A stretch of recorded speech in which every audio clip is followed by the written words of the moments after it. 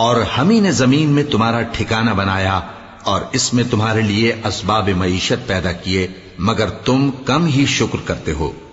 اور ہم ہی نے تم کو ابتدا میں مٹی سے پیدا کیا، پھر تمہاری شکل و صورت بنائی، پھر فرشتوں کو حکم دیا کہ آدم کے آگے سجدہ کرو، تو سب نے سجدہ کیا لیکن ابلیس کہ وہ سجدہ کرنے والوں میں شامل نہ ہوا۔